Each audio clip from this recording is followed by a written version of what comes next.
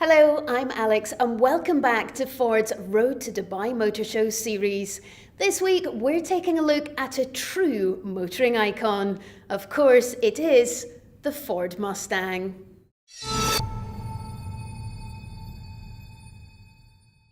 It has featured in literally thousands of movies, been sung about and even appeared on top of Dubai's very own Burj Khalifa. No points for guessing because it can only be, of course, the Ford Mustang. Joining me today is Andrew Gregory, passionate Mustang owner and Ford's brand marketing manager in the Middle East and Africa. So Andrew, we're talking about a true legend, aren't we? What is it that makes the Ford Mustang so special? Well, I think firstly, one of the things that resonates with people is that the Mustang has always been perceived as an affordable performance car. It's got a really broad appeal. You might think of a certain type of Mustang driver, but the first ever owner of the Mustang was actually a woman. In fact, an American school teacher from Chicago, and she still drives the same car today. Wow. So looking back 53, almost 54 years ago then, it was quite a revolution. Absolutely. At the time, it was what we call a white space product. That is, Ford had launched an entirely new type of car. In fact, the press kit of the time actually described it as three types of car. It was an economical car, a high performance car, and a high-style luxury car, and customers responded brilliantly to it. It actually only took 2 years for Ford to sell its millionth Mustang. And then, of course, you had the legendary film appearances.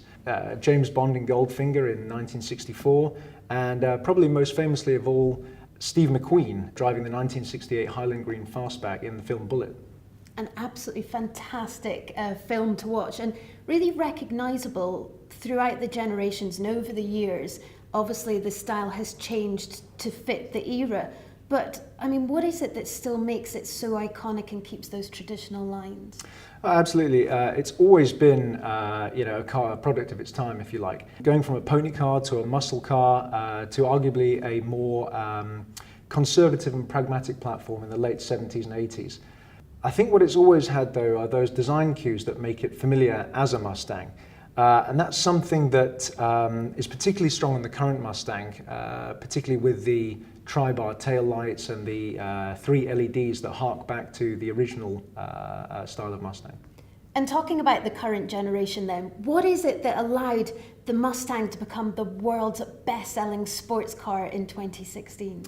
It was the first Mustang to be properly sold in Europe, and the difference between driving on a country road in the UK or Germany, for instance, is completely different to a wide open straight road in the US, for example. And I think the car had to be rethought and redesigned in order to cope with that, and it really benefited from that. I think we also made really big strides on the interior, especially the cockpit. It's a really nice design cues that make you feel like you're actually in a fighter jet, and it's a really cool place to be. You know, I drive my Mustang every day, and every time I fire up that V8, it puts a big smile on my face. I can absolutely tell that you're passionate about your car and a Mustang fan yourself. For those Mustang fans, tell me, is there some news that we should be looking out for shortly? I think it's fair to say yes, but we've got some pretty exciting news coming, but at the moment it's all hush-hush. Yes, and as ever, stay tuned to Ford Middle East social networks for all of that special news. Thanks so much for joining us. We'll see you next week when we'll have even more exciting new things to show you.